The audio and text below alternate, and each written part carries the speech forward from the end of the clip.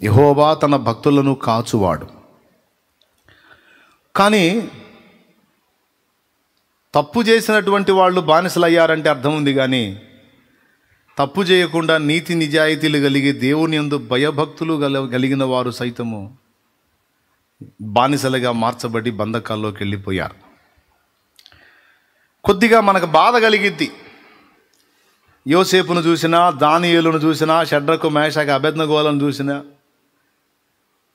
Bible గ్రంథంలో కొంచెం నీతి నిజాయితీగా బ్రతికినటువంటి భక్తులందరి జీవితాలు చూస్తే కొంచెం బాధ కలిగిద్ది. పాపం ఇర్మియాను కూడా మీరు చూడవచ్చు. ఇర్మియా కూడా ఇన్ని బాధలో పడతాడు. ఈ భక్తులందరినీ పని కట్టుకొని శ్రమలకు అప్పగిస్తున్నాడా ఏందన్నట్టు మనకు అనిపిస్తూ ఉంటుంది.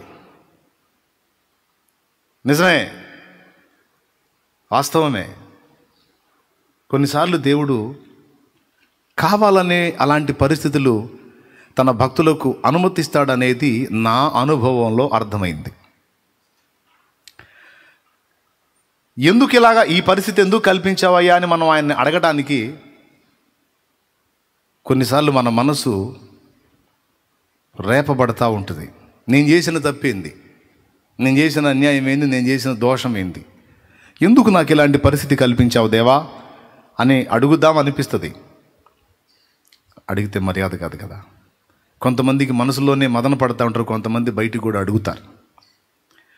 కానీ ఇక్కడ ఈ భక్తులను చూసినప్పుడు వాళ్ళు అలా అడిగినట్టు మనకు కనబడదు. పాపం వాళ్ళు అన్యాయంగా బాధపడ్డట్టే ఉంటుంది. ఏవైతే అడుగుతాడు కూడా, ఏవు సర్వశక్తుడు నాకు అన్యాయం చేశాడంటాడు. నేను తేడా మనిషినైతే ఆయన నన్ను శ్రమ పెడితే అర్థం ఉంది, కానీ నీతి నిజాయితీ యథార్థత కలిగి భయభక్తులు కలిగి నేను ఎలా బతుకుతున్నాను, నాకు ఇంత దారుణమైన నగచాట్లు ఎందుకు రానిచ్చాడు, అయితే సర్వశక్తుడు నాకు అన్యాయం చేశాడు అని నేను చెబుతాను అన్నాడు. ఏబు బయటపడ్డాడు, భక్తులు బయటపడలా. ఈరోజు మన ఆత్మీయ జీవితాన్ని కూడా మనం పరిగణలో తీసుకుంటే మన బ్రతుకును కూడా మనకి ఇలాంటి పరిస్థితులే కనపడతా ఉంటాయి. హల్లెలూయా. ఎలాంటి పరిస్థితులు? మారు మనసు పొందకముందు పరిస్థితిని పక్కన పెడితే, మారు మనసు పొంది దేవుని యందు భయభక్తులు కలిగి కొంచెం జాగ్రత్తగా మనం ప్రయాణం చేస్తుంటే మనకన్నీ ప్లస్గా రావాలి. కానీ చిత్రంగా రివర్స్ గేర్లు పడతా ఉంటాయి మనకి. ఎందుకు ఇలా అవుతుందనేది ఓ ప్రశ్న. స్టార్టింగ్ బాగానే ఉంటుంది, స్టార్టింగ్ కొంతకాలం బాగానే ఉంటుంది. దేవునితో మన ప్రయాణం మొదలుపెట్టిన ఆ తొలి దినాలు మన ప్రార్థన పిలిస్తే విన్నట్టుగా ఉంటాడు, అడిగిన వెంటనే జవాబు ఇచ్చినట్టుగా ఉంటాడు. ప్రభువా అంటే ఇదిగో ఉన్నానంటాడు. ఎంతమందికి ఉంది అనుభవం? ప్రారంభంలోనేమో అట్లా అడగగానే ఎలా జవాబు, అలా పిలవగానే ఎలా ఆన్సర్. కొద్ది కాలం తర్వాత అసలు పట్టించుకుంటున్నాడో పట్టించుకోవట్లేదో అన్నట్టుగా అయిపోతుంది. దీన్ని ఎంతమంది ఒప్పుకుంటారు? నాకు కూడా ఉంది సేమ్ ఫీలింగ్. స్టార్టింగ్లో వెంటనే జవాబులు, ఒక మధురమైన అనుభవం. ప్రతి దాని గురించి వెంటనే మనతో మాట్లాడుతూ ఉంటాడు. చూస్తానే మనల్ని ఒంటరిగా వదిలేసాడేమో అనిపిస్తుంది. మీలో ఎంతమందికి ఈ అనుభూతి కలిగిందో నాకు తెలియదు, కానీ నాకైతే ఈ అనుభవం కలిగింది. ఒకవేళ మీకు కూడా అనుభవం ఉంటే సంతోషం. ఆ అనుభవం ఉన్న వాళ్ళందరికీ ఇప్పుడు నా బాధ అర్థమైద్ది, నేను చెప్పేది అర్థమైద్ది. యేసు ప్రభుతో జీవితం మొదలుపెట్టినప్పుడు ఆయన నీతో వ్యవహరించిన తీరు వేరు, సంవత్సరాలు గడిచే కొద్దీ ఆయన వ్యవహరిస్తున్న తీరు వేరు. అంటే మనం అనుకుంటాం మనలోనే ఏదో మార్పు వచ్చింది, అందుకే అట్లాగ అయిపోయాం. దేవుడు ఎందుకు మారతాడు? దేవుడు మారడు. నిజమే, కొన్నిసార్లు ఆ ప్రసంగాలు కూడా చేసుకున్నాం. దేవుడు మారడు, మారితే మనమే మారతాం. నిజంగా దేవుడు మారడు, అది తిరుగులేదు. కానీ కొన్నిసార్లు దేవుడు మారడు, కానీ కొన్నిసార్లు మనతో ఆయన ఉన్నట్టు కొన్నిసార్లు ఉండడు అనేది అర్థమైంది నాకు. చెప్తా, అదంతా చెప్పి ముగిస్తా. సంతోషంగా స్తోత్రం చెప్పండి. హల్లెలూయా. ఒకే ఒక్క వచనాన్ని బైబిల్లోంచి తీసుకుని బోలెడంత ఆత్మీయ పాఠం నేర్చుకోవచ్చు. ఒక వచనాన్ని మనం తీసుకొని ధ్యానిస్తే ఎంతో సారము మనకు దొరుకుతుంది. అలాంటి జీవ గ్రంథం బైబిల్ గ్రంథం. సరే, ఆ మ్యాటర్ పక్కన పెడదాం, పాయింట్కి వద్దాం.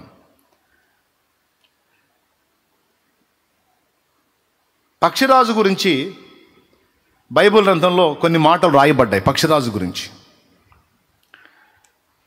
ఆ మాటలన్నిటిలో ఒకటి, పక్షిరాజు తన పిల్లల క్రింది గూడును రేపుట అనే మాట. ఎంతమందికి తెలుసు పక్షిరాజు తన పిల్లలున్న గూడు రేపుతుంది అని? గూడు రేపటం అంటే ఏంటి? తన పిల్లలున్న గూడు రేపటం అంటే ఏంటి? అదేంది? ఒక్కొక్క పుల్ల తెచ్చి గూడు కట్టింది ఎవరు? గూట్లో పిల్లల్ని నిర్మించింది ఎవరు? అదే గూట్లో అంతకాలం పిల్లలకు ఆశ్రయం ఇచ్చి పోషించింది ఎవరు? మళ్ళీ అదే పక్షిరాజు మళ్ళీ గూడు రేపటం ఏంది? పక్షిరాజు మారిందా? గూడు కట్టింది తానే, పిల్లల్ని పెట్టింది తానే, పిల్లలకు ఆహారం పెట్టింది తానే, అన్ని కాలాల్లో పిల్లలకు భద్రంగా తన రెక్కల చాటు చేసి కింద గూడు పైన రెక్కలు ఎండ వాన చలి ఏవి తగలకుండా వాటిని అద్భుతంగా కాపాడుకుంది తనే. మళ్ళీ ఇప్పుడేంది? గూడు రేపి పిల్లలు కింద పడిపోయేటట్టు పిల్లల్ని ఒంటర్లుగా చేయటం ఏంటి? దేవుడు తనను తాను కొన్నిసార్లు పక్షిరాజుతో పోల్చుకున్నాడు. పక్షిరాజు తన రెక్కల మీద పిల్లలను మోసినట్టు నేను మిమ్మును మోసి తిని, గ్రద్ద రెక్కలపై నేను మిమ్మును మోసి తిని అన్నాడు. పక్షిరాజు తన రెక్కల మీద పిల్లల్ని మోసిద్ది, అలా నేను మిమ్మును మోసి తిని దేవుడు తన్ను తాను పక్షిరాజుతో పోల్చుకున్నాడు. కాబట్టి పక్షిరాజు గూడు రేపుట, దేవుడు కావాలనే కొన్నిసార్లు మనల్ని ఒంటరులుగా చేయుట దగ్గర సంబంధం ఉన్న సంగతి. దేవునికి స్తోత్రం కలుగును గాక. గట్టిగా చెప్పాలి. పక్షిరాజు చూడండి, అదిగో స్క్రీన్ మీద తెలుసు కదా మీకు, రైట్, పెద్ద రెక్కలు.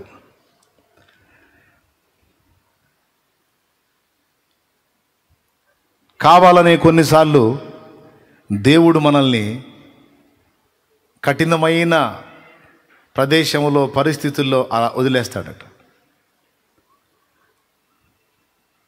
ఇదే అనుభవం ఇశ్రాయేలు అరణ్య యాత్రలో కూడా మనకి దేవుడు రాయించి పెట్టాడు. ఇశ్రాయేలు ఐగుప్తు నుంచి బయటికి వచ్చినప్పుడు ఎర్ర సముద్రం దగ్గర వారంతా ఆగారు. వెనక పక్క నుంచి ఐగుప్తీయులు తరుముతా వస్తున్నారు. ముందుకు వెళ్ళడానికి ఎర్ర సముద్రం అడ్డుగా ఉంది. మధ్యలో వీళ్ళందరూ మోషేని సనగటం మొదలుపెట్టారు. మీకు అందరికీ తెలిసిందే, ఐగుప్తులో మనందరం సస్తే సమాధులు సరిపోవు, ప్లేస్ చాలదని సముద్ర తీరానికి తెచ్చాడు ఈ మోషే అనువాడు. ఇక్కడైతే ఎంతమంది నేను బూడిసిపెట్టవచ్చు ఇసుకలో, అందుకని తెచ్చాడు. మనందరినీ చంపుటకే తెచ్చాడు అని అందరూ కలిసి తలా ఒక మాట మోషేనని గందరగోళం అయిపోయారు. అప్పుడు మోషే ఒక మాట అన్నాడు, నేడు మీరు చూచుచున్న ఐగుప్తీయులను ఇక మీదట మీరు చూడరు. మీరు ఊరకనే నిలుచుండి యెహోవా మీ పక్షమున చేయు యుద్ధమును చూడుడి. ఆయనే మీ పక్షమున యుద్ధము చేయును, మీరు యుద్ధం చేయాల్సిన అవసరం లేదన్నాడు. జస్ట్ మీరు ఊరక నిలుచుండి చూడుడి. చూద్దామా? నిర్గమాకాండం ఆ ఒక్క ముక్క చూడండి బైబిల్లో. నిర్గమాకాండం 14వ అధ్యాయము 13వ చదువు తల్లి. అందుకు మోషే, భయపడకుడి, యెహోవా మీకు నేడు కలుగచేయు రక్షణను మీరు ఊరక నిలుచుండు చూడుడి. మళ్ళీ చదువమ్మా. అందుకు మోషే, భయపడకుడి, యెహోవా మీకు నేడు కలుగచేయు రక్షణను మీరు ఊరక నిలుచుండి చూడుడి. మీరు నేడు చూచిన ఐగుప్తులను ఇక మీదట మరి ఎన్నడూను చూడరు. యెహోవా మీ పక్షమున యుద్ధము చేయును, మీరు ఊరకయే ఉండవల్లని ప్రజలతో చెప్పెను. అద్దుగో, ఇది ఒక అనుభవం. యెహోవాయే మీ పక్షమున యుద్ధము చేయును, మీరు జస్ట్ ఊరకయే నిలుచుండి చూడుడి అంతే. మీరు ఊరక నిలుచుండి చూడవలెను అంతే, నువ్వు యుద్ధం ఆడే అవసరం లేదన్నాడు. మన ఆత్మీయ జీవిత ఆరంభపు మెట్టిది. లోకములో నుండి మనల్ని ప్రత్యేకించిన తరువాత మన ప్రారంభ దినాల్లో ఎలా ఉంటుందంటే, దేవుడు మనకు తోడై ఉండి ప్రతి సమస్యకు వెనువెంటనే జవాబులు ఇస్తూ, ప్రతి విజ్ఞాపనకు తక్షణమే స్పందిస్తూ, ప్రతి భయాన్ని మన నుండి వెళ్ళగొట్టి ధైర్యాన్ని, ఆనందాన్ని, ఉత్సాహాన్ని, సంతోషాన్ని ఎట్లా అంటే అట్లా. వివాహమైన తొలి రోజుల్లో భార్యను భర్త ఎట్లా చూసుకుంటాడు అట్లా. ఏం చేయనీడు, ఏమన్నా చేయనిస్తాడా? బోరింగ్ దగ్గరికి వెళ్ళి నీళ్లు తీసుకొస్తానండి అని పోయింది అనుకో, హే పిచ్చా నీకు, నేను లేనా, నాకు చెప్పొచ్చు కదా. అది గట్టిగా ఉంటుంది ఆ బోరింగ్ కొట్టాలంటే, ఎంత కష్టం అనుకున్నా నేను కొట్టి తీసుకొస్తా. నాకు ఫలానాది కావాలి, వెళ్ళి తెచ్చుకుందాం అనుకుంటున్నా, నీకు పిచ్చా, అంత గందరగోళంగా ఉంటుంది అక్కడ, నువ్వెందుకు, ఏం కావాలి చెప్పు, నేను పోయి తెస్తా అంట. అసలు ఏమీ చేయనీడు, పిచ్చిది మురిసిపోతూ ఉంటుంది. మా ఆయనకి నేనంటే ఎంత ఇష్టమో, అసలు నన్ను ఏమీ చేయనీయుడు, పక్క వాళ్ళకి తెగ చెప్పిద్ది, ఎగిరెగిరి చెప్పిద్ది. పక్క వాళ్ళు సీనియర్లు ఏమో జూనియరు, ఆ సీనియర్కి జూనియర్ చెప్పిద్ది.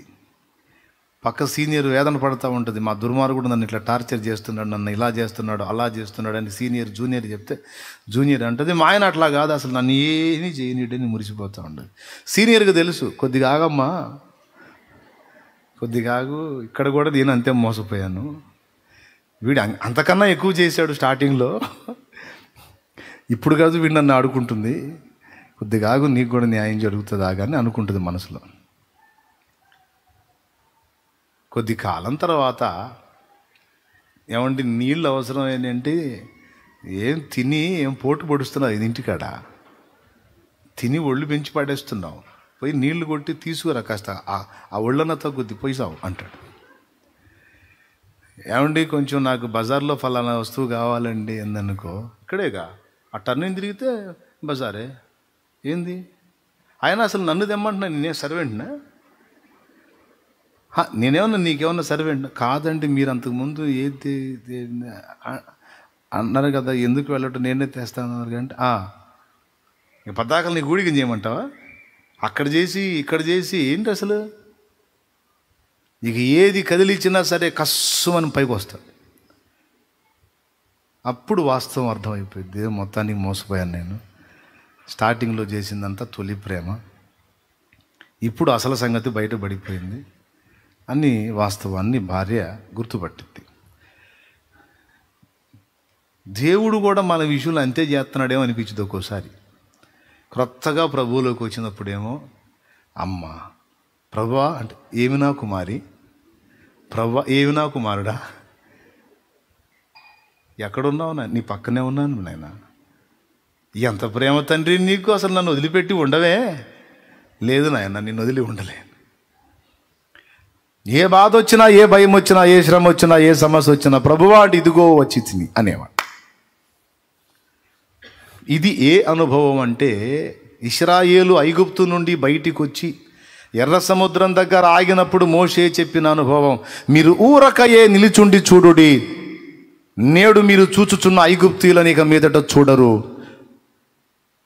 యెహోవా వారిని హతము చేస్తాడు, ఆయనే మీ పక్షమున యుద్ధం చేస్తాడు, మీరైతే ఊరక నిలుచుండి చూడు. ఇక్కడ వీరికి యుద్ధము లేదు, వీరి పక్షమున వీరిని చాటు చేసుకుని దేవుడే వీరి పక్షాన యుద్ధం చేస్తాడు. ఇప్పుడు దేవుడే వీరి పక్షాన యుద్ధం చేస్తాడంటే దేవుడు వీరికి తోడై ఉన్నట్టా లేదా,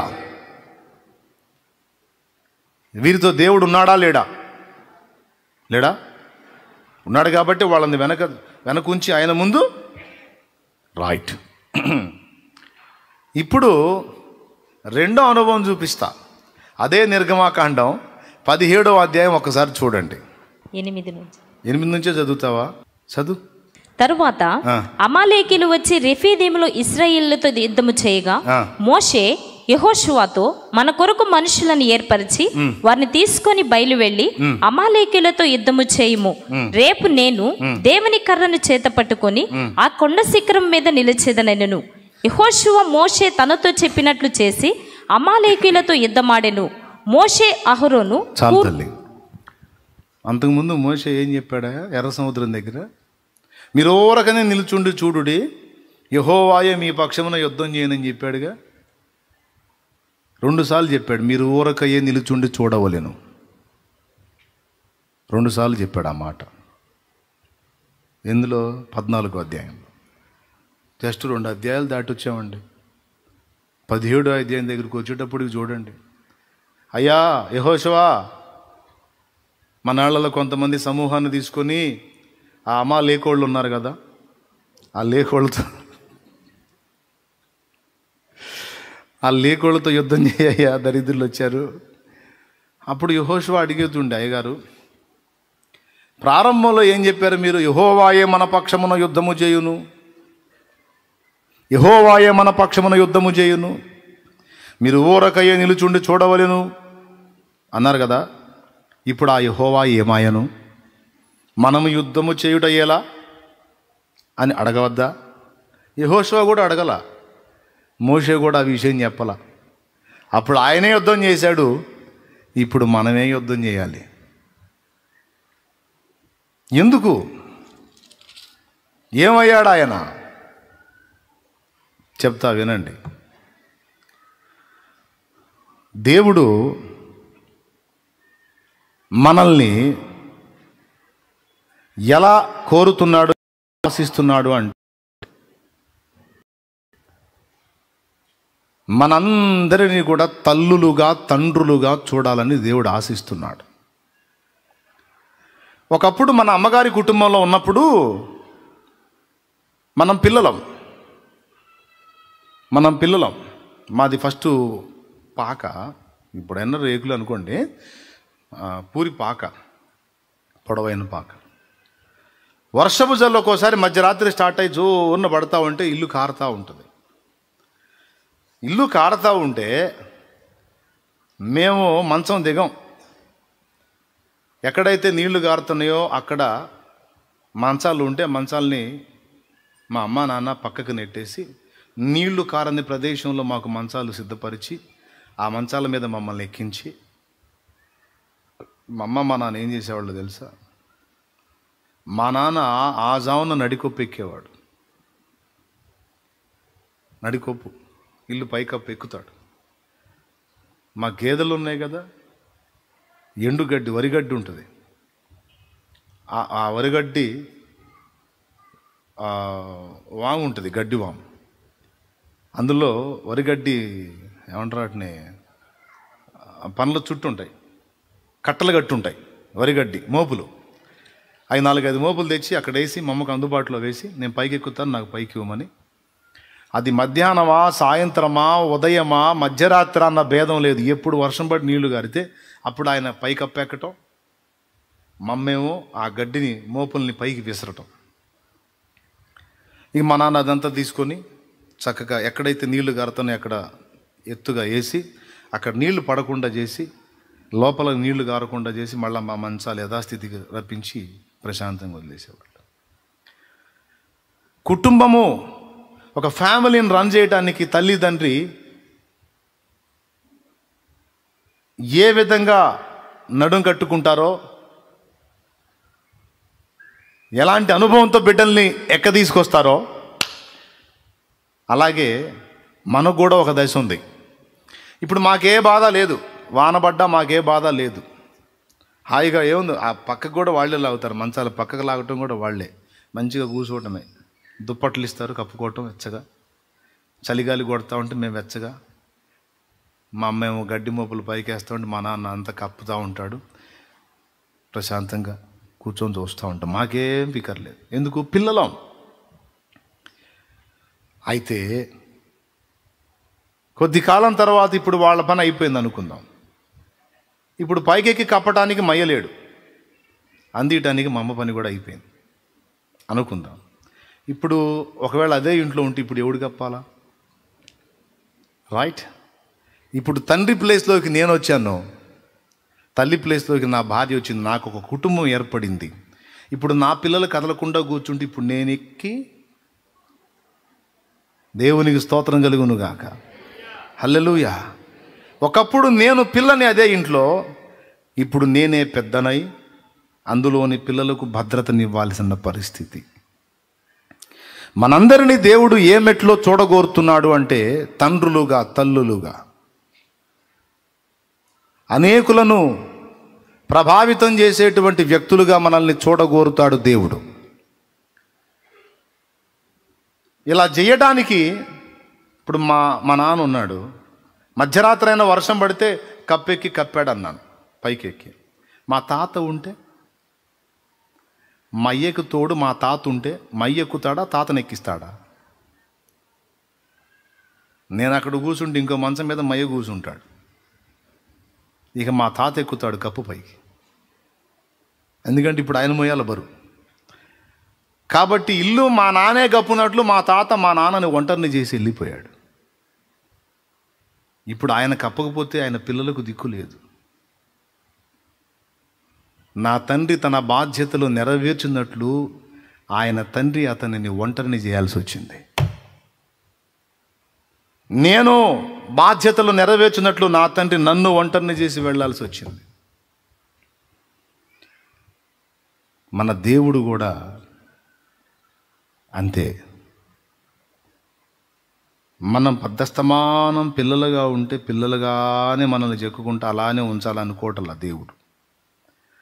ప్రారంభ దశ పిన్న దశ కాబట్టి అప్పుడు నీకేం అవగాహన లేదు కాబట్టి నీ పక్షాన నేను ఉంటా. ఒక అంతస్తులోకి వచ్చిన తర్వాత ఖచ్చితంగా నిన్ను ఒంటరిగా వదిలేస్తా. వినండి, నిన్ను ఒంటరిగా వదిలేస్తా. నాకు ఇష్టమైతే జవాబిస్తా, లేకపోతే లేదు. నువ్వే ఈదుకొని రావాలి. సింపుల్గా చెప్పాలంటే నిన్ను తీసుకెళ్ళి ఏట్లో వేస్తా.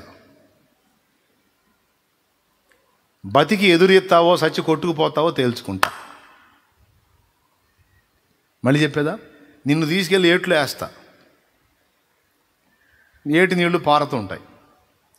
బతికి ఏటికి ఎదురీదుతావో చచ్చి కొట్టుకుపోతావో తేల్చుకుంటా. తప్పదు, నిన్ను ఒంటరిని చేయాల్సిందే. ఎందుకు నాయనా అంటే నీలో కొన్ని విషయాలు నేను చూడగోరుతున్నాను, నీలో కొన్ని సంగతులు వ్యక్తపరచబడగోరుతున్నాను నేను, అందుకు చేస్తాను ఆ పని. దేవునికి స్తోత్రం కలుగును గాక, హల్లెలూయా. అందులో మొట్టమొదటి లక్షణం ఏంటంటే, ఇలా మనల్ని ఒక దశలోనేమో అన్నీ సపోర్ట్ చేసి అండగా నిలిచి, మరో దశలో మనల్ని ఒంటరితనంలోకి నెట్టేయటం వెనక ఆంతర్యం ఏంటంటే, మన జాతిని నిర్ధారిస్తాడు. అక్కడ మన జాతిని నిర్ధారిస్తాడు. నంబర్ 1 రాసుకోవచ్చు, జాతి నిర్ధారణ కొరకు. దేవునికి మహిమ. జాతి నిర్ధారణ అని నేను ఎందుకన్నానో తెలుసా? ఒక కారణం ఉంది. మరి ఎవరు నాకు నెమలి పిల్లలు తెచ్చి ఇచ్చారు. నెమలి, మన జాతీయ పక్షి నెమలి. నెమలి పిల్లల్ని తెచ్చి ఇచ్చారు మన సహోదరులు, బుడ్డ పిల్లలు.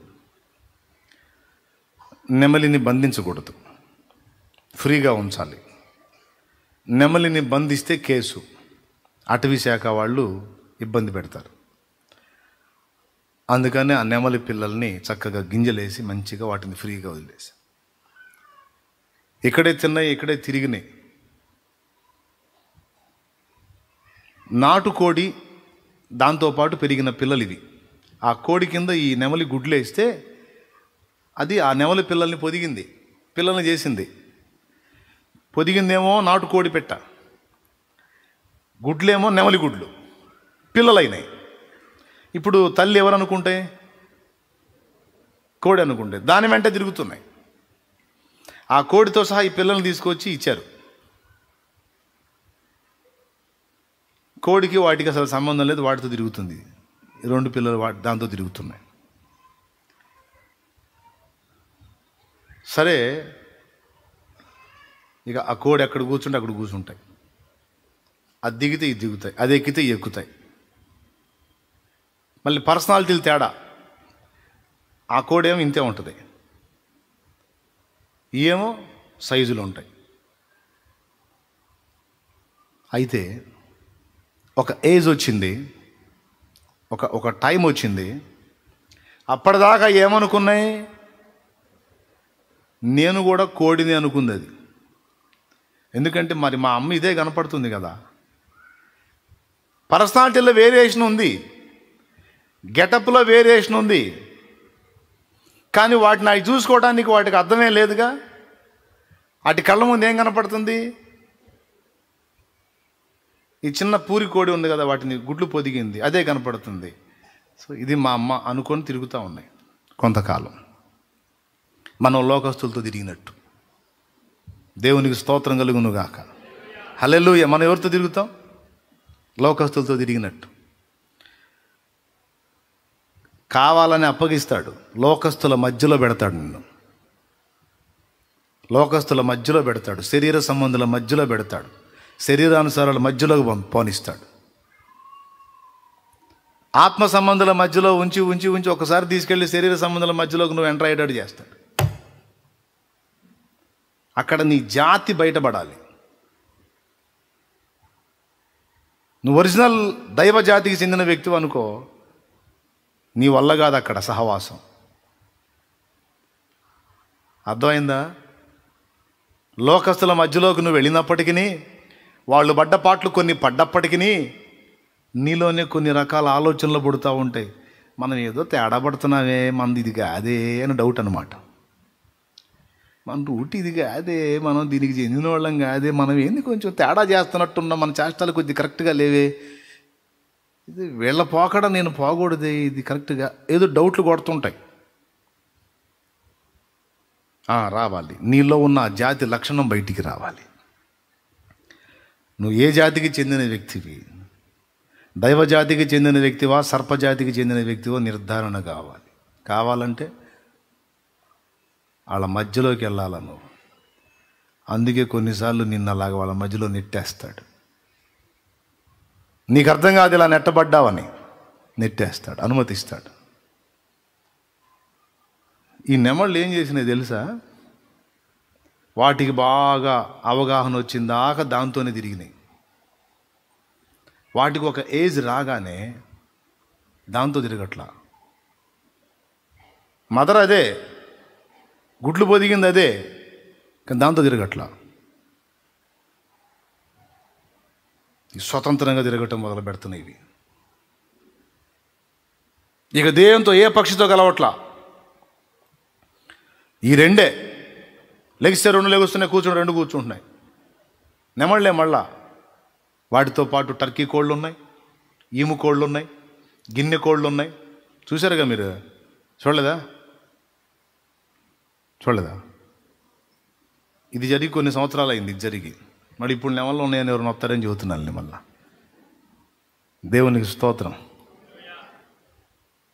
ఇప్పుడు లేవు. లెగిస్తాయి రెండు, లెగుస్తున్నాయి, కూర్చుంటాయి రెండే. చివరికి ఏం చేసింది తెలుసా? అసలు ఈ జనవాసాల్లోనే లేవు. ఇంకొంచెం ఏజ్ అభివృద్ధి చెందగానే అసలు లేచి వెళ్ళిపోయినాయండి. గుడ్లు పొదిగిందని ఆడబెట్టినాయి, మేత పెట్టినోడిని నన్ను ఆడబెట్టినాయి, మేత పెట్టి నీళ్లు పెట్టినోడు నన్ను ఆడబెట్టినాయి. జంపు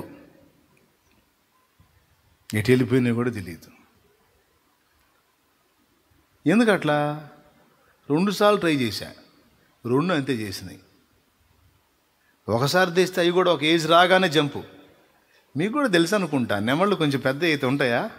ఎంతమంది తెలుసు?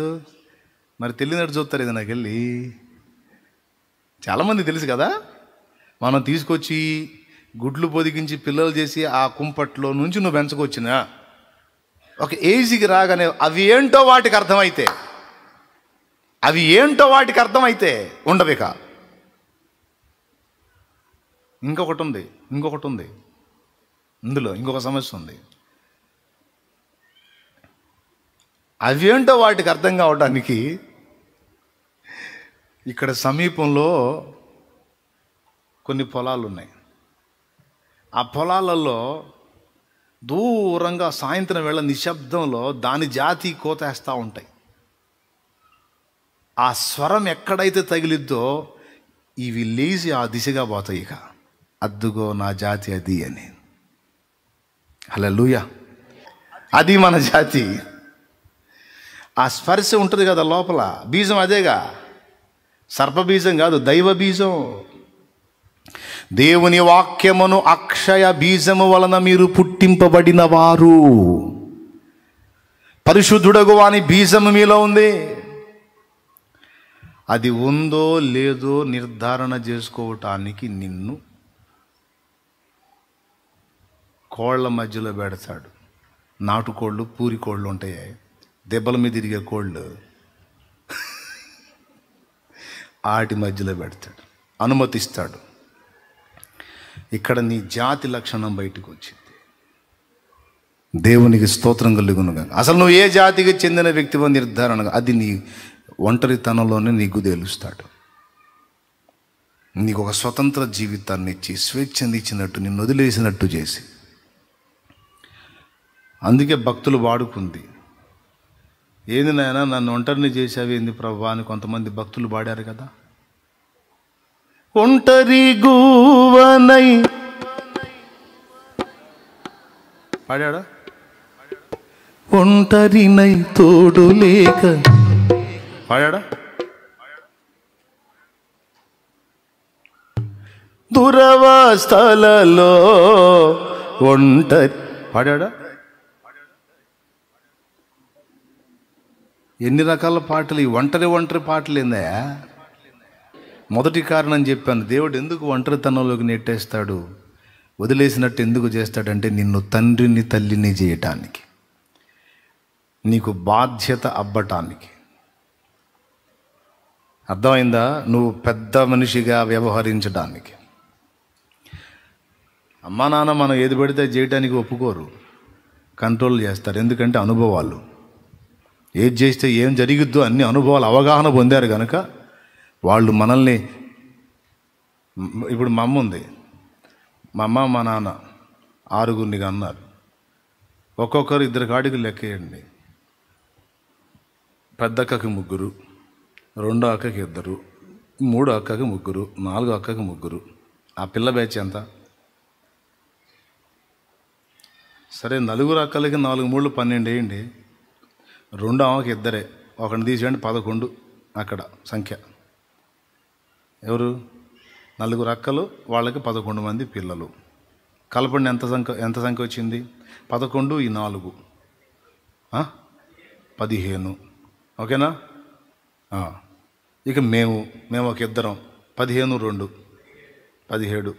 మాకు మా అన్నయ్యకి 3, నాకు 2, 5. 17 5 21 22. అచ్చంగా పిల్లల వరకు మా వరకు తీసుకుంటేనే అమ్మా నాన్న మేము మొత్తం 22 అమ్మా నాన్న. ఈ 22 శాల్తీలు వాళ్ళ సంబంధమైనవి. ఇక అల్లుళ్ళు కోడళ్ళని ఎంటర్ చేయలే నేను. స్తోత్రం. అర్థమైందా? వాళ్ళు అవుటర్స్ కాబట్టి వాళ్ళని ఎంటర్ చేయలే. మా వరకు 22 మంది. దేవునికి మహిమ. ఇప్పుడు మా అమ్మ దేవుని కృప వల్ల ఇంకా సజీవంగానే ఉంది.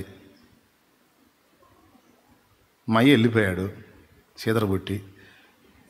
అంటే మా అమ్మ మీద కాదులే, ప్రపంచం మీద చీదరబుట్టి వెళ్ళినట్టు. ఇప్పుడు మా అమ్మ సంతానం 4 ఆడపిల్లలు అయితే, ఆ ఆడపిల్లలకు పిల్లలు అయితే, ఆ పిల్లలకు పిల్లలు అయినారు. ఇప్పుడు మొత్తం అందరినీ లెక్కేస్తే 40 చిల్లర వచ్చారు. ఇంతమందికి తల్లి ఎవరు? అమ్మ. ఒకవేళ మా అమ్మకి ఇంకా దేవుడు దీర్ఘాయువు ఇస్తే వాళ్ళ పిల్లల్ని కూడా చూసే అవకాశం ఉందనుకోండి, ఇక డబుల్ అవుతూ ఉంటుంది సంఖ్య. అర్థమైంది? ఇంకా డబుల్ అయిపోతూ ఉంటుంది. అట్లాగా వెనకటి పెద్దోళ్ళు ఒక్కొక్కళ్ళు 60 మందిని 70 మందిని బ్యాచ్ మొత్తం నేసుకుని ముసలోళ్ళు 2 కూర్చొని ఉంటారు. మీకు తగిలారు ఎక్కడన్నా? పల్లెటూళ్ళలో పోయి చూడండి, మొత్తం కుటుంబాలు మొత్తం గ్యాదర్ చేసుకొని ఒక్కోసారి చిన్న ఫంక్షన్ పెట్టుకొని ఫోటోలు దిగుతూ ఉంటారు. మొత్తం వెనక పక్క సైన్యం అంతా ఉంటుంది, ముసలోళ్ళు ఇద్దరు ఉంటారు. అంటే అది ఇంత కుటుంబానికి ఈ ఇద్దరినే దేవుడు వాడుకున్నాడు. ఒక కుటుంబం మీరు గమనించినట్లయితే ఒకవేళ ముసలోళ్ళకి 100 ఏళ్ల వరకు ఇచ్చాడు కాబట్టి ఏదో అయిపోతుంది, కానీ ఒక్కొక్కడికి 300-400 ఏళ్ళు కానీ సమయం ఇచ్చే పని అయితే ఒక్క ముసలోడు ముసలమ్మ వల్ల ఊరు తయారైద్ది.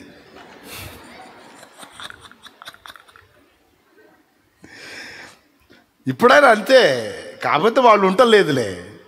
వాళ్ళు కూడా ఉంటే ఎవరిని బానీరుగా, ముసలోళ్ళు ఉంటే ఎవరిని బానీరు, వాళ్ళ సంతానం కాబట్టి. ఇప్పుడు ఈ దినాలు ఇవన్నీ ఎందుకు పెట్టారు అనుకున్నారు? చస్తే ఈ భుజం మోతలు, పిండము, దినాలు ఎందుకు పెట్టారు అనుకున్నా? మన నీళ్ల పార్టీ వాళ్ళు మన వచ్చి మునగాలి దాయాదులను ఎందుకు పెట్టారు అనుకున్నా? కుటుంబం మొత్తం ఒక దగ్గర గ్యాదర్ అయ్యి ఆ యూనిటీ మెయింటెనెన్స్ కోసం. మామూలుగా నువ్వు రాయా ఇవాళ మా ఇంట్లో ఫంక్షన్ అంటే మీకు బాగుంది, నాకు బాధలు ఉంది, నేను రాలేను అంటాడు. అందుకని మనోడు ఒకడు పోయాడు, నువ్వు రాకపోతే నీ కీడు అంటే సచ్చినట్టు వస్తాడు వీడు.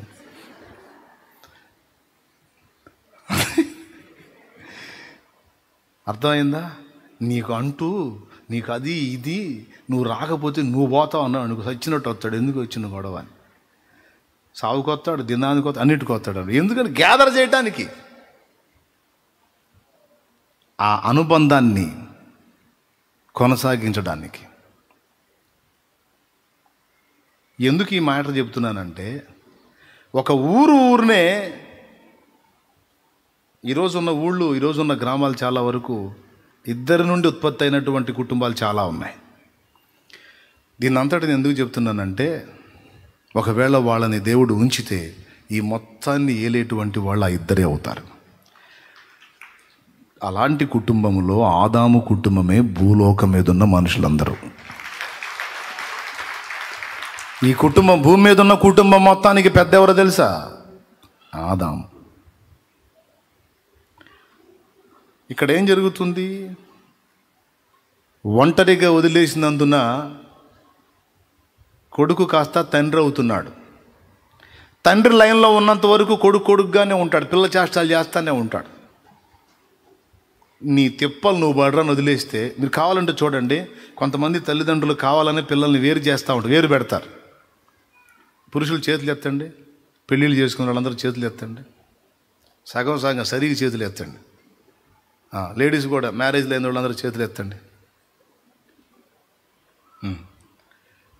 మీ అత్తగారింట్లో కలిసే ఉంటున్నారు, వేరుపడ్డారా?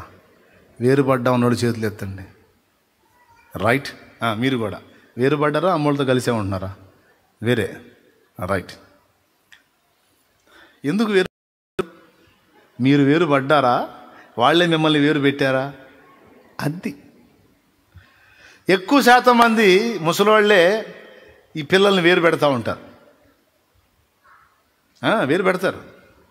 ఎందుకు? సగం కారణమేమో కోడలు కొన్ని కుటుంబాల్లో, కానీ సగానికి పైగా కారణం కొడుకే. తల్లిదండ్రి చాలాసార్లు బాధపడతారు వేరే వాళ్ళతో చెప్పి. వీడేంది ఫ్యామిలీ మ్యాటర్ చెబుతున్నాడు అనుకోవాకండి. నేను చెప్పే ఈ లోతైన సంగతి మీకు ఈజీగా అర్థం కావటానికి చెబుతున్నా. ఏం చెబుతారు తెలుసా? మా వాడికి ఇంకా పిల్ల చేష్టాలు బాగాలేదా, పెళ్లి చేసుకున్నాడు, వాడు కూడా పిల్లలు పుట్టారు, కానీ ఇంకా పిల్ల చేష్టాలు బాధ్యత గుర్తుపట్టట్లే. ఏదన్నా చెయ్యరా అని వాళ్ళ అమ్మ చెబితే, నానున్నాడుగా నాన్న చూసుకుంటాడు, నేను పోయేదేందే అని కొక్కరెత్తనాడు, వెళ్తున్నాడు. నేనేం చేయాలో అర్థం కావట్లంటే పక్కనున్న వెంకట్రావు సలహా ఇస్తాడు సుబ్బారావుకి. ఏం చేసేది ఏముంది, వేరు పెట్టు, వాడికి పోసేసేయి, అప్పుడు తెలిసిద్ది అంటాడు.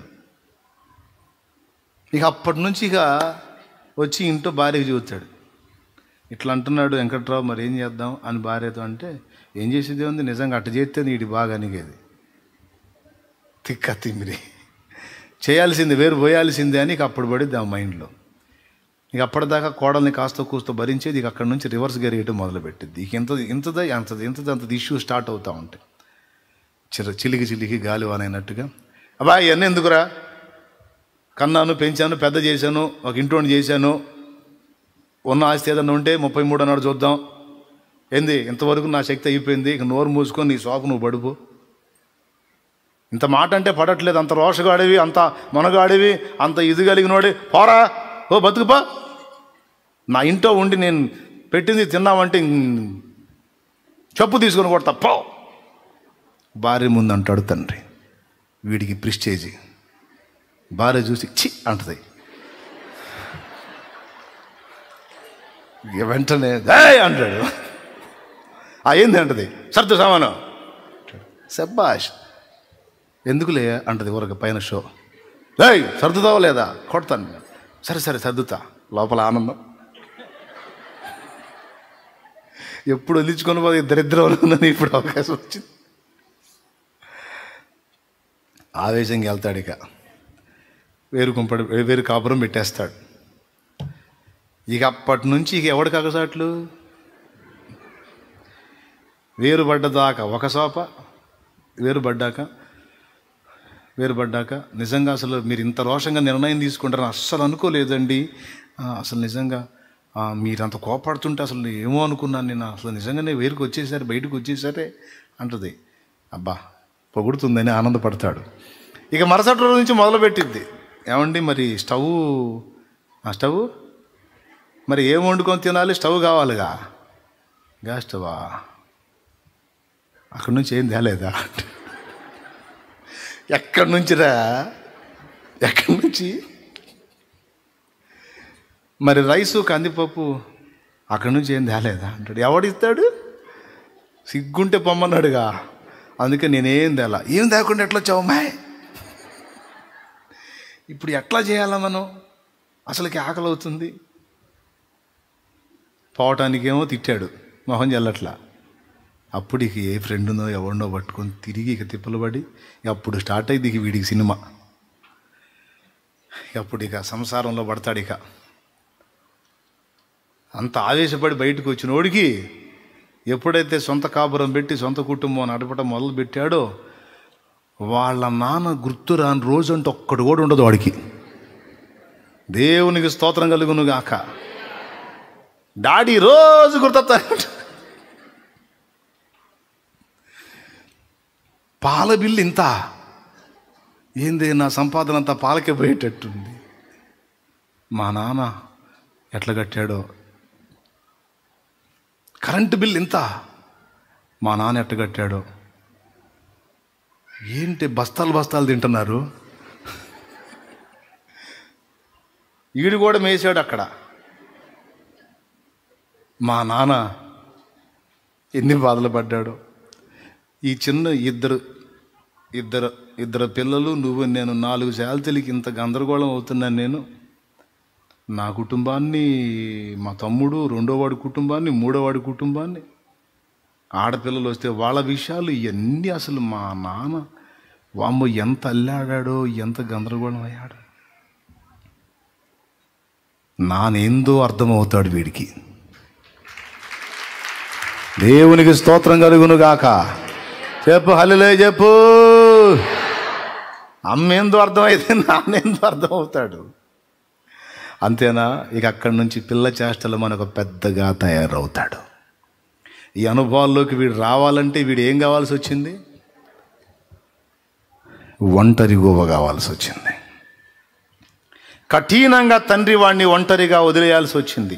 పక్షిరాజు గూడు రేపి పిల్లల్ని కింద పడవేసినట్టుగా, తన చేతులతో తానే నెట్టివేసినట్టుగా. ఎందుకు అంటే ఎగరటం నేర్చుకోవాలి, ఎదురీదటం నేర్చుకోవాలి. అందుకే కావాలని కొన్నిసార్లు అందుబాటులో ఉన్న దేవుడు కొన్నిసార్లు కావాలని నిన్ను ఒంటరిగా నెట్టేసినట్టుగా నీకు అనుభూతి కలిగిస్తాడు. మొట్టమొదటిది నిన్నొక తండ్రి వలె, తల్లి వలె చేయటానికి, అనుభవాలు గడించి చక్రం తిప్పగలిగే వ్యక్తిగా. ఇక ఏం చేస్తాడు? అప్పటిదాకేమో తండ్రి నీడలో ఉన్నాడు. ఇక ఒంటరిగా కుటుంబాన్ని తానే పెద్దగా ఉండి అండగా ఉండి ఈదటం మొదలు పెడతాడు. ఇక్కడ ఒక నాయకుడు తయారవుతున్నాడు, ఒక నాయకురాలు తయారవుతుంది. అంతేనా? జాతి నిర్ధారణ కొరకు, జాతి నిర్ధారణ కొరకు నెమళ్ళను తీసుకొచ్చి నాటుకోళ్ల మధ్యలో వేస్తే గుడ్లో పొదిగినప్పుడు తల్లి అదే పొదిగింది, కానీ పిల్ల బయటకు వచ్చిన తర్వాత దాని నిర్మాణం, దాని విధానం, దానికి సంబంధించిన స్వరం వినబడగానే నా గొర్రెలు నా స్వరము విను అన్నాడు యేసయ్య. ఎన్ని మైళ్ళ దూరంలో ఉండైనా సరే ఆ యేసయ్య కేక వినబడిందంటే ఆయన జాతికి సంబంధించినోడు ఎక్కడైనా సరే, ఎక్కడున్నా సరే వాడు నాపటి ఎవడ వల్ల కాదు, పరిగెత్తుకుంటూ వెళ్ళిపోతాడు ఆయన దగ్గరికి. నువ్వు అన్యుల మధ్యలో ఉండు, పనికి మళ్ళీ చెత్త మనుషుల మధ్యలో ఉండు, ఎలాంటి వ్యక్తుల దగ్గరైనా ఉండు, తెలియకుండా అమాయకంగా ఇదే ప్రపంచం ఇదే నిజమని భ్రమపడేవాడు యేసయ్య మెల్లనైన స్వరం వినబడగానే, ప్రేమ సాగరా ఈ ధర మరణ ఎడారిలోన దారి తప్పితిన్, నీ మధుర స్వరము వినబడి నీ దరికి చేరితిన్, దరికి చేరితిన్. ప్రేమ సాగరా ఈ ధార మరణ ఎడారిలోన దారి తప్పితిన్, నీ మధుర స్వరము వినబడి నీ దరికి చేరితిన్, దరికి చేరితిన్. ప్రేమ సాగరా. దేవునికి మహిమ. మొట్టమొదటిది తల్లినిగా నిన్ను సిద్ధపరచుట కొరకు ఒంటరిని చేస్తాడు. కొన్ని నువ్వే ఫేస్ చేసేటట్టు చేస్తాడు, కొన్ని నువ్వే యుద్ధమాడి జయించేటట్టు చేస్తాడు. ఒకవేళ ఓడిపోయినా చూస్తూనే ఉంటాడు. కొన్నిసార్లు ఓడిపోయావు అనుకో, చూస్తూ ఉంటాడు. ఓడిపోయి అలాగ రాజీ పడిపోతావా, మళ్ళా పోరాటం మొదలు పెడతావా? పడిపోనిస్తాడు. పడిపోయి అలానే కూర్చుంటావా, తిరిగి లేచి మళ్ళా యుద్ధం ప్రకటిస్తావా, పరిశీలించుకుంటాడు ఆయన. నువ్వు పడిపోవడానికి ఆయన నెట్టేళ్లే కానీ నువ్వు పడిపోవడానికి అనువైనటువంటి పరిస్థితులు అనుమతిస్తాడు. సీమోనో సాతాను మిమ్మును పట్టి గోధుమలను జల్లించినట్టు జల్లించుటకు కోరుకొనెను, కానీ అలాంటి శోధన నీకు రావద్దని నేను వేడుకుంటుని అనలా. నీ విశ్వాసము తప్పిపోకుండాన్నట్లు నేను నీ కొరకు వేడుకుంటుని. నీ మనసు తిరిగిన తర్వాత నీ సహోదరుల మనసు స్థిరపరచమన్నాడు. అంటే అర్థం ఏంటో తెలుసా? అపవాది నిన్ను శోధించే అవకాశం ఉంది, నువ్వు డిస్టర్బ్ అయ్యే అవకాశం ఉంది. అయితే డిస్టర్బ్ అయిన తర్వాత ఇక నేను దేవునికి పనికిరానని విశ్వాసాన్ని విడిచిపెట్టి లోకంలో కలిసిపోకుండా నీవు విశ్వాస విషయమై తప్పిపోకుండాన్నట్లు నీ కోసం ప్రార్థన చేశాను అన్నాడు. అంటే ఏమైనా అర్థమైందా? పడిపోవటం రెండు విధాలు. దేవునిలో నుండి లోక సంబంధమైన పాపములో క్రియల్లో పడిపోవటం. రెండవది అసలు దేవుని నుండే దూరం అయిపోయేటట్టు విశ్వాసములో పడిపోవటం. పేతురు పడిపోయాడు, ఇస్కరియోతు యోధా పడిపోయాడు. పేతురు పడిపోయాడు ఎందులో? దేవుని కొరకు సాక్షిగా నిలవలేక ఒక ఆడపిల్లకు భయపడి పడిపోయాడు. అప్పటిదాకా యేసుతో ఉండి సడన్గా ప్రాణాన్ని కాపాడుకోవడానికి భయపడి ఆ యేసు ఎవరో నాకు తెలియదని అబద్ధాలు ఆడేశాడు. నమ్మకత్వంలో పడిపోయాడు. పడిపోయాడా? పడిపోలేదా? కానీ తిరిగి లేచాడు. చూడండి, యేసెవరో నాకు తెలియదని నమ్మకత్వం విషయంలో పడిపోయినా, నేను ఆయనకి అపనమ్మకస్తున్నైనా ఆయన నాకు నమ్మదగిన వాడని ఆయనను హత్తుకోవటం మానలేదు, ఆయన దగ్గరికి తిరిగి వెళ్ళటం మానలేదు, తిరిగి ఆయన్ని కలుసుకున్నాడు. కానీ యూదా అట్లా కాదు. యూదా తేడా పడ్డాడు. 30 వెండి నాణ్యాలకు ప్రభువు నమ్మాడు. అలా పడిపోవటమే కాదు, అసలు విశ్వాసంలోనే పడిపోయాడు. ఎట్లానో తెలుసా?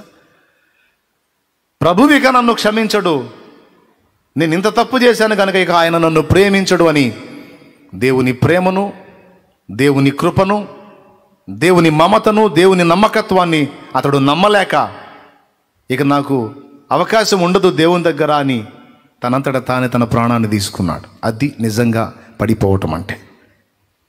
విశ్వాస విషయంలో పడిపోయాడు యూదా. ఆత్మీయ జీవితంలో కొన్ని శోధనల్లో మాత్రమే పడిపోయాడు కానీ విశ్వాసంలో పడిపోలేదు పేతురు. ఆత్మీయ జీవితంలో కొన్ని భంగపాట్లు ఎదురైనప్పుడు కొంతమంది పడిపోతుంటారు. అలా పడిపోయిన వాళ్ళు తిరిగి లేవచ్చు, లేచే అవకాశం ఉండొచ్చు. కానీ విశ్వాస విషయంలో పడిపోయిన వాటిగా లేవడానికి అవకాశం ఉండదు. అది యూదా పాపం అన్నమాట. యూదా దేవుడు నన్ను క్షమించడు అని నమ్మాడు. దేవుడు నన్ను క్షమిస్తాడు, ఆయన దగ్గర కృప దొరుకును అని విశ్వసించలేకపోయాడు. ఎంత తప్పు జరిగిందో చూడు. పేతురైతే నేనైతే అబద్ధమాడి తిని కానీ ప్రభు కృపను బట్టి నన్ను క్షమిస్తాడు, తిరిగి నన్ను ఆయన ఆమోదించే అవకాశం ఉంది. ఎందుకంటే నేను తేడా కావచ్చు కానీ నా ప్రభు తేడా కాదు. నేను ఆయనకు నమ్మకంగా ఉండలేకపోయినప్పటికీ ఆయన నాకు నమ్మదగిన వాడు గనక కనికరముతో నన్ను చేర్చుకుంటాడు అని నమ్మటమే ఎంత ప్లస్ అయిందో. అలా అతడు నమ్మునట్లు దేవుడు వేడుకున్నాడట ప్రభు పేతురు కోసం. ఈ అబద్ధం ఆడతాడు, ఆడి ఇక నేను తగను, నేను పనికిరాను అని యూదాలాగా పేతురు కూడా ఉరిపెట్టుకోకుండాన్నట్లు వేడుకున్నాడు. ఆ ప్రార్థన విని తండ్రి పేతురు విశ్వాస విషయంలో తప్పిపోకుండా కాపాడాడు. అందుకే పేతురు నిలబడి తర్వాత సంఘాన్ని నిలబెట్టాడు. ఎంతమందికి అర్థమైందో ఏమో, మరి కష్టపడి చాలా వివరంగానే చెప్పాను. మరి సంతోషం.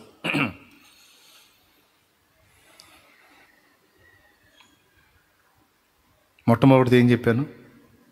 ఎందుకు మనల్ని ఒంటరిని చేస్తాడు? తల్లుల వలె తండ్రుల వలె మనం ఎదుగునట్లు, అనుభవాలు గడించి బాధ్యతలు మనం ఎరిగి ఇతరులకు నేర్పునట్లు మనల్ని ఒంటరిగా చేస్తాడు. రెండవది జాతి నిర్ధారణ కొరకు. ఎంత నాటుకోళ్లతో తిరిగినా నెమ్మళ్ళు వాటి ఏదొచ్చేటప్పటికి ఉండవు. అవి వాటి ప్లేస్ వేరు, ఎగిరిపోతాయి అంతే. పెద్ద పెద్ద రెక్కలు జమ్మున ఎగిరిపోతాయి. చూడటానికి కూడా మళ్ళా రావు. నిజం, రాలా ఒక్కడు కూడా. 4 తెస్తే జంపు. తండ్రి సన్నిధిలో ఇప్పటిదాకా గింజలు తిన్నాం కదా, కొంచెం చూద్దామని మళ్ళీ తిరిగి రాలా. మన వ్యవహారం కూడా అంతే. ఈ మనుషుల మధ్యలో ఉన్నప్పటికీ వాళ్ళ మధ్యలోనే ఉంచి దానియేలును ఎందులో ఉంచాడు? భక్తుడైన దానియేలును బబులోనులో ఉంచాడు. కానీ చూసారా ఎట్లా ఉన్నాడు? బబులోనులో ఉన్నప్పటికీ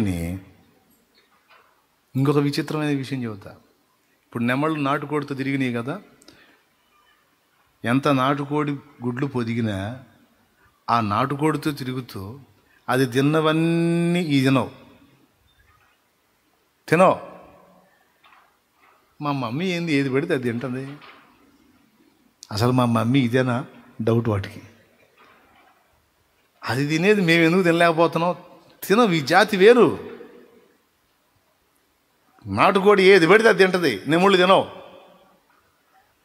దానికి సంబంధించిన ఆహారం దొరికితేనే తింటాయి. నాటుకోడి అట్టు కాదు. నీకు నేనేం వర్ణించేదిలే ఆ చండాలం. అన్యజనుల మధ్యలో లేదా లోకస్తుల మధ్యలో నిన్ను ఉంచుతాడు. బబులోనులో భక్తుడైన దానియేలు నుంచినట్టు, ఐగుప్తులో భక్తుడైన యోసేపు నుంచినట్టు తన భక్తులకు బబులోను ఐగుప్తుల అనుభవం అలాంటి వ్యక్తుల మధ్యలో ఉంచుతాడు. టెస్ట్, పరీక్ష. ఈ జాతి ఆ జాతే లేకపోతే నా జాతే? ఎంతమందికి అర్థమవుతుంది? కొంతమంది కుమిలి కుమిలి ఎడుతూ, ఎందుకు ప్రభా నన్ను ఇక్కడ పెట్టావు, ఈ దరిద్రుల మధ్య ఎందుకు పెట్టావు ప్రభా? ఆ ఏడుపు నీళ్ళు ఆ ఆవేదన వస్తుందంటే నువ్వు ఆయన చేతే. ఎందుకు పొసగట్లా, నువ్వు ఉండలేకపోతున్నావు, అల్లాడిపోతున్నావు? ఎందుకు? నీ జాతి వేరు, మిగిలిన వాళ్ళతో కలిసి ఉండలేవు. గొర్రెపిల్ల పందులతో ఉండలేదు. చిన్న పిల్లగా ఉన్న గొర్రె పిల్లల్ని పందులతో పెంచాడంట ఒకడు. సరే, ఈ పందే తల్లి అనుకొని తిరుగుతుంది. పెద్ద అయ్యే కొద్దీ టేస్ట్లు మారిపోతాయిగా. తల్లి అనుకుంటుంది గొర్రెపిల్ల పందిని చూసి, ఇది పోయి ఆమె బురదలో పడుతుంది. గొర్రెపిల్లకి డౌట్, అదంటే నాకు చీదరపడుతుంది, మా మమ్మీ ఏంది ఎగురు దూగుతుంది దానిలో. దీనికి డౌట్, ఏదో మొత్తానికి తేడా ఉంది, ఇది మా మమ్మీ కాదని. అదేమో కనపడ్డ చెత్త అంతా తింటుంది, ఎక్కడ పెడితే అక్కడ ఏది పెడితే తినేస్తాం. గొర్రెపిల్లకి డౌట్, ఇది ఏది పెడితే తింటుంది, నేను ఏది పెడితే తిన్నాను కదా. జాతి తేడా. ఇప్పుడు నీవేందో ఆయనకు అర్థం కావాలి కదా, క్లారిటీ తీసుకోవాలి కదా. దూతలకు అర్థం కావాలి, మిగిలిన వాళ్ళకి అర్థం కావాలి. అందుకే ఎక్కడుంచిన బలురక్కసి చెట్లలో వల్లి పద్మము కనబడినట్లు స్త్రీలలో నా ప్రియురాలు కనపడుతుంది అన్నాడు. అతడు ప్రత్యేకమే, ఆమె ప్రత్యేకమే. ఒకవేళ శోధనలో వాళ్ళ సాంగత్యంలో ఉన్నప్పటికీ ఆ వస్తువు నాది ఉండలేడు చూడువాడు అక్కడ. జాతి ఏదో తేల్చుకోవాలి. రెండవ కారణం, ఈ 2 సంగతులకి అయిపోయింది కోటం. ఇంకా బోల్డ్ అన్నీ ఉన్నాయి. ఎందుకు మనల్ని దేవుడు ఒంటరిని చేస్తాడు? మూడవది, మనమే పోరాడి గెలవాలి. పోరాటం నేర్పటానికి. మనం ఏ కాడికి ఏం చేస్తుంటాం? నన్ను నీ సాటు పెట్టుకో, పొద్దుగోకులు నీ సాటు పెట్టుకో, నువ్వు ముందు పోయి అన్నీ వైనం చేస్తావు, నీ వెనకబడి నేను వస్తూ ఉంటా. అప్పుడు ఇక నువ్వు జయించేది ఏందిరా, నీ పోరాటం ఏందంటాడు. నేను పోరాటం లేదు, ఏం లేదు, ఆ జయం కూడా నువ్వే జయించుకో, బహుమానం మాత్రం నాకి. ఐసా నహీ హోతా బేటా, ఐసా నహీ హోతా. స్టార్టింగ్లో నేను ముందుండి చెప్పు, స్టార్టింగ్లో నేను ముందుండి నిన్ను నడిపిస్తా. కొంచెం కాలం అయిన తర్వాత నా సన్నిధి నీకు ముందు కాదు, నీ వెనకుంటా, ముందుకు నువ్వే వెళ్ళాలి. హల్లెలూయా. నాకు తెలిసిన ఒక తండ్రి కొడుకున్నారు. రన్నింగ్ రేస్ పోటీలకి కొడుకును సిద్ధం చేయడానికి తండ్రి ముందెళ్ళి ఉండేవాడు. ఫలానా ప్లేస్కి నేను ఉంటాను, అక్కడ రా అని. వీడు పరిగెత్తుకుంటూ అక్కడికి పోవాలా. అక్కడ కలుసుకొని కాసిన మంచినీళ్ళు ఇచ్చి కొడుక్కి తాగు అని నీళ్లు దాపి మళ్ళీ అక్కడి నుంచి నేను ఫలానా ప్లేస్లో ఉంటాను, ఆడకరా అని తండ్రి ముందు అక్కడికి వెళ్ళి కొడుకుని రమ్మంటాడు. వీడు పరిగెత్తుకుంటూ ఆడికి రావాలా. ఇతను బండి మీద పోయి ఆడు ఉంటాడు, వీడు సత్తాబద్దుతా పరిగెత్తుకుంటూ రావాలి అక్కడికి. ఇప్పుడు ముందు ఎవరున్నారు, వెనకెవరు పరిగెత్తుతున్నారు? అది మధ్యలో నీళ్ళు ఇచ్చాడు, చెమట దుడిచాడు, వాడికి నాప్కిన్ ఇచ్చాడు, అన్నీ చేశాడు. పోటీ వచ్చింది, స్తోత్రం. ఇప్పుడు అక్కడ కూడా ఆయన వల్ల ఉంటాడా? అయ్యా దారా నీళ్ళు చెమట దుడుచుకున్నా అంటాడా? ఉండడు. కొడుకు పరిగెత్తుతుంటే వెంటబడి ఫాలో అవుతూ ఉంటాడు. ఇశ్రాయేలు అరణ్య యాత్రలో ఇదే జరిగింది. కొంతకాలం వాళ్ళ ముందుండి నడిపాడు, తర్వాత వారి వెనకున్నాడు ఆయన. స్తోత్రం, హల్లెలూయా. పిల్లి తన పిల్లల్ని నోటబట్టినట్టు కొంతకాలం ఆయనే నోటబట్టి తిరుగుతాడు. కొంతకాలం తర్వాత ఇక మనం కోతి పిల్ల అనుభవంలోకి. కోతి అనుభవం అంటే జిలాగు చేష్టల గురించి చెప్పట్లేదు నేను. కోతి పిల్ల, కోతి పట్టుకోతి పిల్లని, పిల్లే పట్టుకోవాలా. నీలో అది తీసుకొని రావటానికి నిన్ను ఒంటరిని చేస్తాడు. ఇక ఆయన ఎడంగా పోతుంటాడు, ఇక నువ్వు వెంటబడాలా. నిన్ను అడ్డగించే వాటిని అనేకమైన వాటిని నీకు ఆయనకి మధ్య రప్పిస్తాడు. హలో,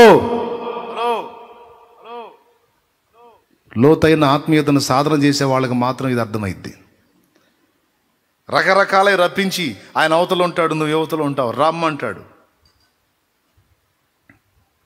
నేను రాలేకపోతున్నా, రావాల్సిందే నువ్వు.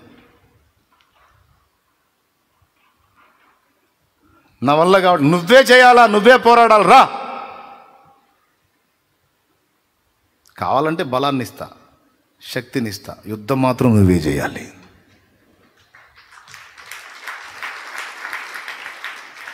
నీలో వీరత్వాన్ని, పోరాట పటిమని, వీరోచితాన్ని వెలికి తీయటానికి దేవుడు నిన్ను ఉంచుతాడు అక్కడ, అంతే. అర్థమైతే స్తోత్రం చెప్పు గట్టిగా. పొద్దుస్తమానం మీ అబ్బాయిని వెంట పెట్టుకుని తిప్పుతావేంది? కొంచెం తిప్పిన తర్వాత ఏమంటావు? ఇప్పుడు సైకిల్ నేర్పేవాడిని, నేర్పేటప్పుడు ఎట్లా? ఫస్ట్ నువ్వే అన్నీ పట్టుకొని, ఇక వాడు హ్యాండిల్ చూసే పని లేదు, పడతాను అటు పడతాను అని చూసుకునే పని లేదు, ఈ రెండు నువ్వే చూస్తావు. వాడు ఏం లేదు, పెడల్ చూసుకొని తొక్కుతూ ఉంటాడు. ఏయ్ పెడల్ చూసేది ఏందిరా, ఎదురు చూడంట. సరే అని తొక్కుతూ ఉంటాడు, ఎదురు చూస్తూ ఉంటాడు, అన్నీ నువ్వే. కొంచెం తర్వాత ఏం చేస్తావు? హ్యాండ్ పట్టుకో పడతానే, పట్టుకోరా, పడు, నేనున్నాగా. పెడలు దొక్కుతా, హ్యాండిల్. కొంచెం దూరం వాడు తొక్కటం మొదలుపెట్టినాక అట్టు వదిలేస్తాడు, వాడు భయపడతాడు, మళ్ళీ పట్టుకుంటాడు. అట్లబడి నేర్చుకుంటాడు. నేర్చుకున్నది ఆగ నువ్వు పట్టుకుంటావు. వాడు అంతా నేర్చుకొని తొక్కటం వచ్చే పొజిషన్లో కూడా వాడు పిలిచాడు అనుకో, నానా ఇంకా నువ్వే పట్టుకోండి. ఎవడు రైడు? ఇంకా నేను పట్టుకునేది నువ్వే తొక్కాలి, నువ్వే పరిగెత్తాలి, ఇక నువ్వే. ఒక దశలో నేను నీకు అందుబాటులో ఉండి అవగాహన కల్పించా, నీకు ఇప్పుడు నువ్వే ప్రయత్నం చేయాలి, పోరాటం చేయాలి. పాపము చేసే ప్రదేశాలను, పాపం చేసే పరిస్థితులను నీకు అందుబాటులో తెచ్చి ఆ మధ్యలో ఉంచుతాడు నిన్ను. అక్కయ్యో బాగిన, అక్కయ్య అన్నయ్య బాగిన, నాకెందుకు వస్తున్నాయో ఏమంటావు? నాకేందో సైతం తెగ శోధించేస్తున్నాడు. ఆడు శోధించేయటానికి అనుమతించాడు. ఇక్కడ నీ చుట్టూ ఆ వలయాన్ని రప్పిస్తాడు. ఆ మధ్యలో నువ్వు పోరాడి రావాలా, బయటికి రావాలా, నువ్వే పోరాడాలా. హెచ్చరిస్తుంటాడు, వార్నింగ్ ఇస్తుంటాడు, తప్పించుకోమని చెబుతుంటాడు. రా, బయటికి రావాలా నువ్వు. అన్ని సంఖ్యలు బంధించినట్టు అన్ని సంఖ్యలలోకి నెట్టేస్తాడు. ఛేదించుకొని బయటపడమని పిలుస్తూ ఉంటాడు, రమ్మని. అదే జయం కొరకు పోరాటం. అపజయముల మధ్య వెనుకంజ వేయకుమా, పోరాడుతున్నది అంధకార శక్తులతో.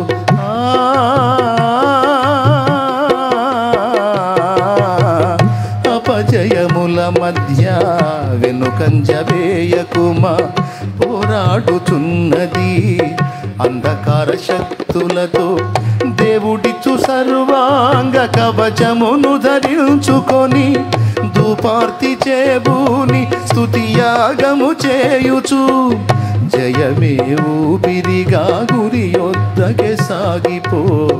జయమే ఊపిరిగా గురి యొద్దకే సాగిపో.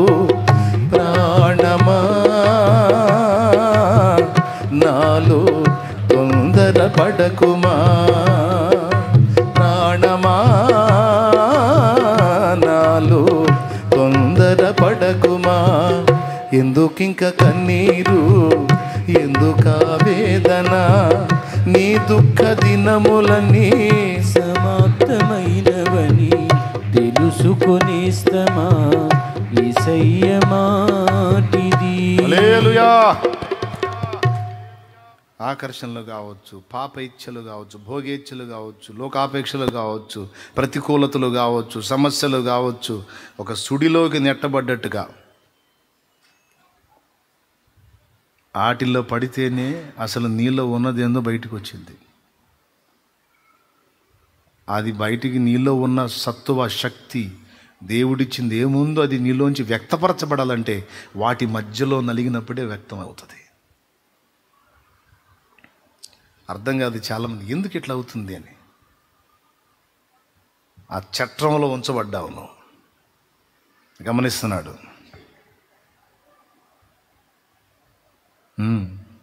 నీ ఎవ్రీ డే రికార్డ్ అవుతుంది అక్కడ, నీ ఎవ్రీ మూమెంట్ రికార్డ్ అవుతుంది అక్కడ. సైలెంట్గా గమనిస్తూ ఉంటాడు. ఏ ఘట్టంలో ఎలా స్టెప్ తీసుకుంటున్నావు, ఎక్కడెక్కడ ఎలా స్పందిస్తున్నావు, ఎంతవరకు చేంజ్ వచ్చింది, ఎంతవరకు నువ్వు ప్రతిఘటిస్తున్నావు, ఎంతవరకు ఎదురు తిరుగుతున్నావు, ఎంతవరకు నీలో పోరాట పటిమలో మార్పు వచ్చింది, అంత అబ్జర్వ్ చేస్తూ ఉంటాడు ఆ జగన్నాటక సూత్రధారి. కొన్నిసార్లు దెబ్బలు తిని గాయాలైనప్పుడు ఓదారుస్తాడు, భయపడవాడు, జస్ట్ కట్టుకట్టి వెళ్తాడు. మళ్ళీ నువ్వే తనులు తినాలో, మళ్ళీ ఫైట్ చేయాలి. మళ్ళీ పూర్తిగా అసలు నువ్వు మొత్తానికి పోకుండా మళ్ళీ వచ్చి కొంచెం అప్పుడప్పుడు అరుదుగా, ఇప్పుడు కూడా అప్పుడప్పుడు మనకు ఆయన సన్నిధి అనుభవం తగులుతుంటుంది చూడు. స్టార్టింగ్లోనేమో సమృద్ధి, ఇప్పుడేమో ఎప్పుడన్నా ఒకసారి బాగా మనకి హింస కనిపించినప్పుడు మాత్రం జస్ట్ అట్లా ఎంటర్ అయ్యి కొంచెం అట్ట తప్పించి మళ్ళీ పోయి కూర్చుంటాడు. లేకపోతే ఆయన అనుకున్న కొలతలోకి నువ్వు రాలేవు. కాబట్టి నెంబర్ 1 నీ జాతి నిర్ధారణ కొరకు, నెంబర్ 2 తల్లి వలె తండ్రి వలె ఒక పెద్దగా నిన్ను చేయుట కొరకు, నెంబర్ 3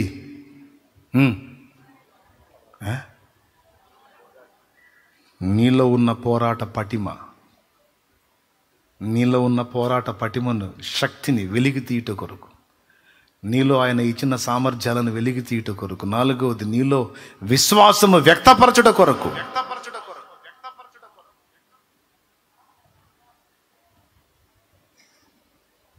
ప్రతి మెట్టులో నీ విశ్వాసాన్ని ఎలా వ్యక్తం చేస్తున్నావో ఆ విశ్వాసం వ్యక్తమవుతూ ఉంటుంది. కఠిన పరిస్థితుల్లోనే విశ్వాసం వ్యక్తమయ్యేది. అన్ని సజావుగా సాగుతున్నప్పుడు నువ్వు ప్రభువుని సేవించటం విశ్వాసం ఎలా అవుతుంది? మళ్ళీ చెప్తా, అన్ని సజావుగా సాగుతున్నప్పుడు నువ్వు ప్రభువుని వెంబడించడం, సేవించటం విశ్వాసం ఎలా అవుతుంది, ఎలా బయటపడుతుంది? అన్ని రివర్స్ అవుతున్నప్పుడు నువ్వు ప్రభువుని విశ్వసిస్తావు చూడు, ప్రతికూలతల్లో విశ్వసిస్తావు చూడు, ఆ ప్రతికూలతలోనే నీ విశ్వాసం అనేది నిగ్గుదేలుతుంది, వ్యక్తపరచబడుతుంది, బహుమానం పొందనర్హమవుతుంది. ఏమంటున్నాడు? శోధింపబడిన మీదట నేను సువర్ణమై మారెదను. శోధింపబడిన మీదట నేను సువర్ణమై మారెదను. నేను వెళ్ళే మార్గము నా యేసుకే తెలియును.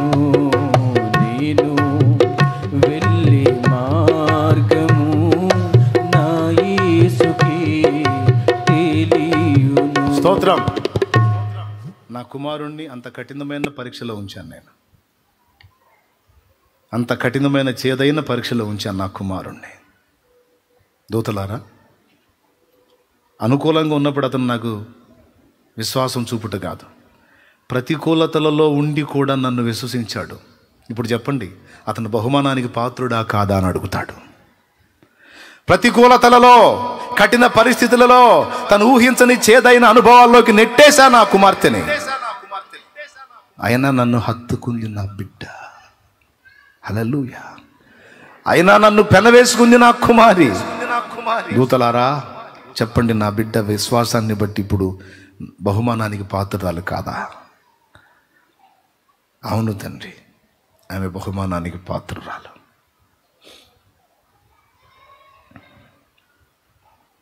ఎక్కడ వెళ్ళడైతే? అనుకూలతలలోనా, ప్రతికూలతలలోనా?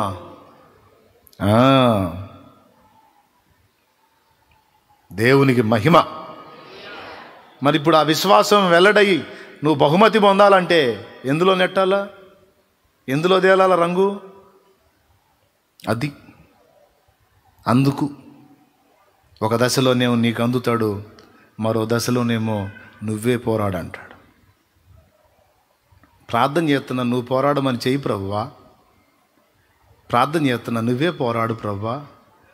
నేనే పోరాడి నువ్వు బహుమానం తీసుకుంటా. ఏ పుట్టిందమ్మా నీ పుట్టక అంటాడు. దేవునికి డాడియా రన్నింగ్ రేస్లో నేను ఫస్ట్ క్లాస్లో రావాలి, లేదా ఫస్ట్ ప్రైజ్ కొట్టేయాలని నన్ను పరిగెత్తిస్తున్నావు కదా, నాకంటే భలే బాగా పరిగెత్తుతున్నావు కదా డాడీయా, నువ్వే పరిగెత్తవచ్చు కదా, నేను కప్పు తెచ్చుకుంటా అంటే ఎట చూస్తాడు మన డాడీ?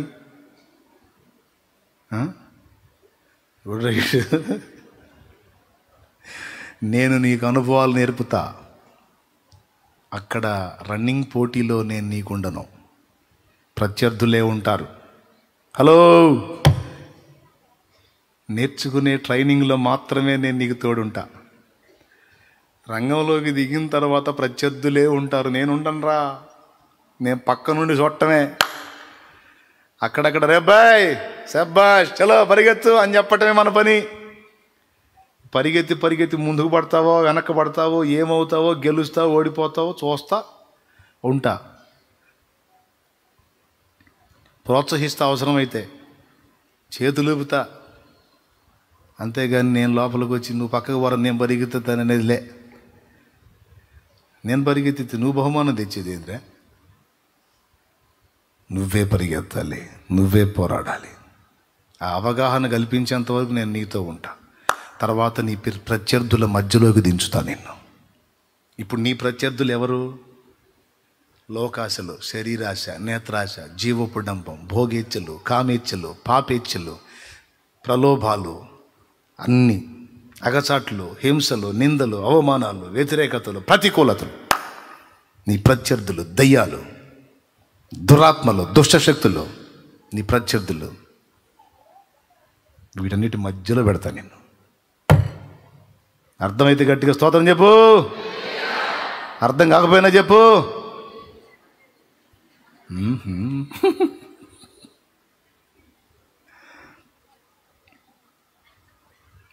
అందుకే మరి ఇట్లా బలపరిచే దేవుడు.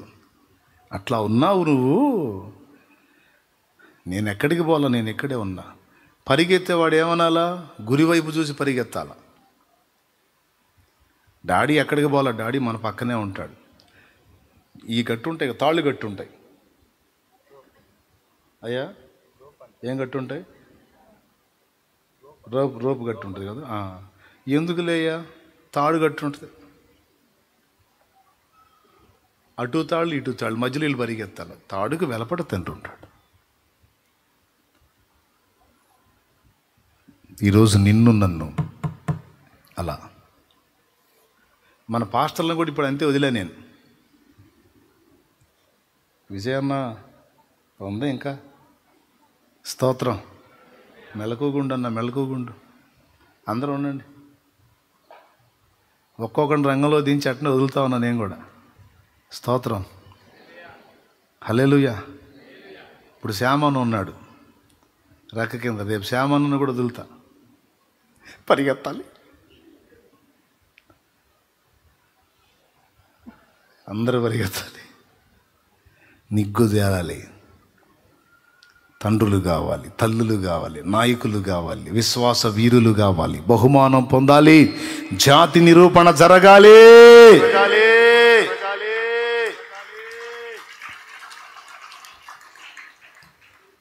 బబులోన్లో ఉంచాడు భక్తులను తీసుకెళ్ళి. ఈ అనుభవాలే. యూదాలోనేమో అందుబాటులో ఉండి అన్నీ తానయ్యాడు. ఆ అనుభవాలు నేర్పి దేవునితో కనెక్ట్ అయిన తర్వాత బానిసలుగా కొనిపోయేటట్టు చేశాడు. ఈ నలుగురిని అందులో చేర్చాడు. చేర్చి వాళ్ళని అసలు పట్టించుకున్నట్టు దేవుడు మౌనం అయిపోయాడు. విచిత్రం చెప్పనా? వాళ్ళని దేవుడు పట్టుకోలేదు, బబులోన్లో వాళ్ళే దేవుణ్ణి గట్టిగా హత్తుకున్నారు. హల్లెలూయా, హల్లెలూయా. బబులోన్లో వారే దేవుని హత్తుకున్నారు. రాజువైన నెబుకద్నెజరు, ఇందును గూర్చి నీకు ప్రత్యుత్తరం ఇయ్యవలన చింత మాకు లేదు. నువ్వు వేడిమి గల అగ్నిగుండాన్ని సిద్ధపరిస్తే అందులోంచి మమ్మల్ని కాపాడలేనంత చేతగానోడు కాదు మా దేవుడు. కాపాడకపోయినా పర్వాలా, మేమైతే వెనకడుగు వేసేది లేదు. మా విషయంలో ఆయన అపనమ్మకస్తుడు అయితే కానీ, ఆయన కాడు, అపనమ్మకస్తుడిలాగా చేస్తే చేయని, మేమైతే ఆయనకి నమ్మకంగా ఉండాలనుకుంటున్నాం. ఎక్కడ బయటపడింది వీళ్ళ నమ్మకత్వం? ప్రతికూలతలోనా అనుకూలతలోనా? అది అర్థం కావాలి. ప్రతికూలతలో బయటపడింది వీళ్ళ నమ్మకత్వం, వాళ్ళ విశ్వాసం. అనుకూలతలో ఏడ బయటపడింది? దానియేలు ఒకవేళ యోధాలోనే ఉన్నాడు అనుకో, షడ్రకు మేషకు అబేద్నెగోలు యోధాలోనే ఉన్నారు అనుకో, నీకు నాకు తెలిసేవాళ్ళ? అది అసలు రహస్యం. స్తోత్రం. నీకు నాకు తెలియరు ఇక వాళ్ళు. ఎందుకంటే వాళ్ళ విశ్వాసానికి అగ్ని పరీక్షలు లేవు, అక్కడ పోరాటం లేదు, ప్రతికూలతలు లేవు, నిందలు లేవు, అవమానాలు లేవు, ఎదురు దెబ్బలు లేవు, అగ్నిగుండం లేదు. యోధా దేశంలో హ్యాపీ. ఒక దానియేలు నీకెట్ట పరిచయం అవుతాడు? ఒక షడ్రకు మేషకు అబేద్నెగోలు నీకు ఎలా పరిచయం అవుతారు? వాళ్ళని దేవుడు ఘనపరచాలనుకున్నాడు. కొట్టు చప్పట్లో.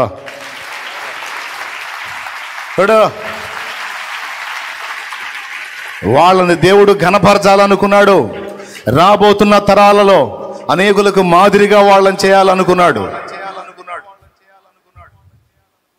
కాబట్టే భక్తులను తీసుకెళ్ళి బబులోన్లో పెట్టాడు.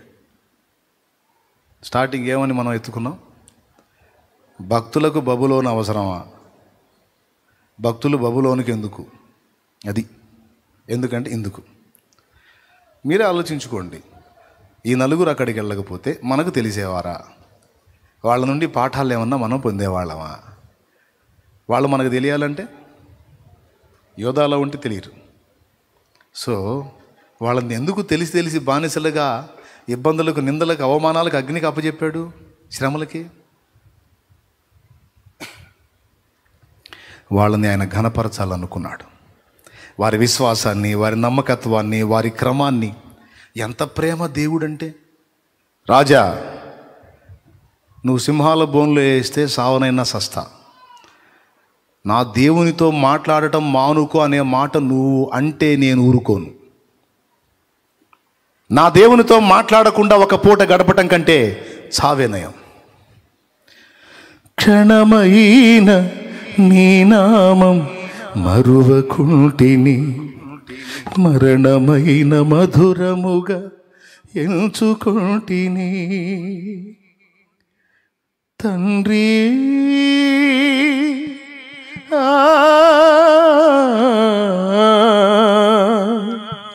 తండ్రి తండ్రి తండ్రి, క్షణమైన నీ నామం మరువకుంటిని, మరణమైన మధురముగా ఎంచుకుంటిని. క్షణమైన నీ నామం మరువకుంటిని, మరణమైన మధురముగా ఎంచుకుంటిని. తండ్రి ఉన్నావని బ్రతుకుచుంటిని, తండ్రి నీ ఉన్నావని బ్రతుకుచుంటిని. నీ కొరకు నేను, నా కొరకు నీవు, నా కొరకు నీవు, నీ కొరకు నేను. నీవుగాక ఎవ్వరు నాకు లేరయ్యా, నీవుగాక ఎవరు నాకు లేరయ్యా.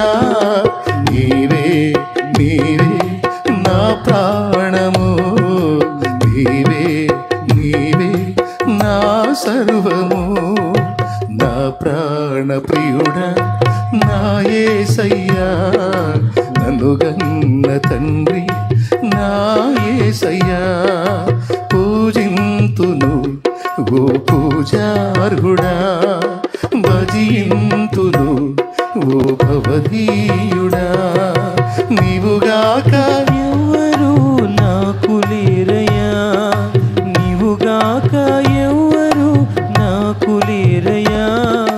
నీవే నీవే నా ప్రాణము, నీవే నీవే నా సర్వము. యూదాలో ఉంటే అన్నీ తెలియవు. ఇశ్రాయేల్ దేశంలో, యూదా దేశంలో ఉంటే అన్నీ తెలుస్తాయి మనకి. అవి ఏం రావుగా. అగ్నిగుండం వచ్చేదా వాళ్ళకి? సింహాల బోను వచ్చేదా? స్వప్నము దాని భావం మొత్తం మీరే చెప్పాలనే పరిస్థితి వచ్చేదా? వాటిలోనికి నెట్టి అక్కడ వాళ్ళేందో జనానికి చూపి తన దాసులను ఘనపరచని ఇష్టపడినందుననే ఆనాటి భక్తులను అలాగ అనుమతించినట్టు ఈరోజు నిన్ను నన్ను ప్రతికూలతల్లోనికి నెడుతున్నాడు కొన్నిసార్లు. స్తోత్రం, హల్లెలూయా. ఎన్నైనా ఘనపరచని ఇష్టపడినందున నెడుతున్నాడు. ఆఖరి మాట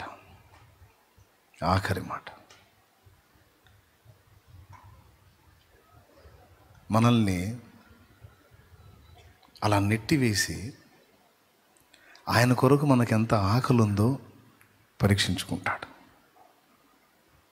ఎంతవరకు వెంటబడతాం, ఎంతవరకు ఆయన వెంటబడతాం, ఎంతవరకు ఆయన కోసం పరితపిస్తాం, ఎంతవరకు ఆయన కోసం ఆరాటపడతాం.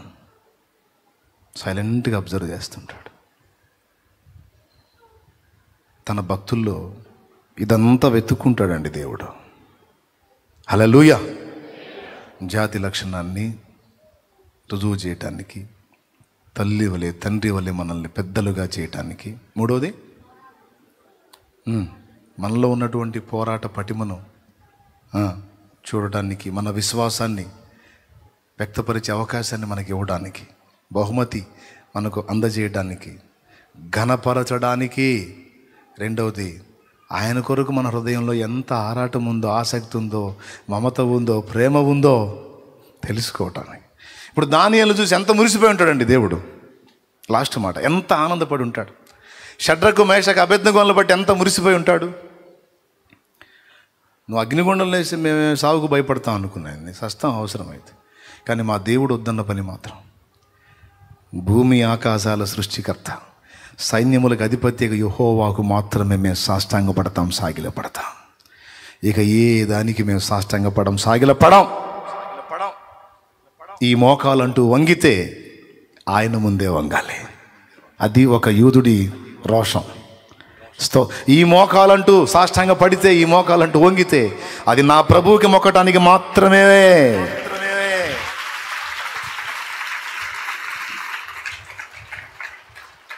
ఈ పెదవి ముద్దాడాలంటే నా ప్రభువునే. ఇక దేనికి మోకాళ్ళలోనకయో దేన్ని ముద్దు పెట్టుకొనకయో ఉందమని మా తీర్మానం. ఏమైంది చివరికి? అగ్నిగుండం ఒక వెంట్రుకను కూడా కాల్చలేకపోయింది. సింహాలయ నోళ్ళు మూశాయి. భక్తులు గణపరచబడ్డారు. భక్తులను ఆదుకున్న నా దేవుడు మహిమ పొందాడు. దానియేలు దేవుడే నిజమైన దేవుడు. షడ్రకు మేషకు అబేద్నెగోల దేవుడే పూజార్హుడు. ఎందుకు దేవా నాకు ఈ పరిస్థితి, ఎందుకు నాకు ఈ ప్రతికూలత అని అడిగే ప్రతి ఒక్కరికి 6 సమాధానాలు. భక్తులకు బబులోను ఎందుకు, బబులోను చెరెందుకు? బబులోను 2 అనుభవాలు చూపిస్తుంది. 1 శ్రమ, 2 లోకం. ఎందుకు దేవుడు అనుమతిస్తాడు అందులోనికి మనల్ని? శ్రమ అనుభవానికి ఎందుకు అనుమతిస్తాడు? లోకాశల మధ్యలోనికి ఎందుకు నెట్టతాడు? నువ్వు నిప్పుగా నిగ్గు తేలి బయటికి రావాలి. అందుకు నువ్వే సాధించాలి, నువ్వే సాధించాలి. రేపు నీకు సంతోషంతో కిరీటం పెట్టాలి, బహుమానం ఇవ్వాలి. అందుకే ఒంటరిగా చేసి నెడతాడు. ఈదుకొని రా, ఈత నేర్పుతాడు నా దేవుడు నీకు. ఎగరడం నేర్పడానికి, నేర్పుతానికి. నేను వదిలేశాడు అనుకున్నావు పూర్తిగా? వదిలేలా, వదలడు కూడా. ఎన్నటన్నటికీ నిన్ను వదలడు. నేర్పుకుంటున్నాడు.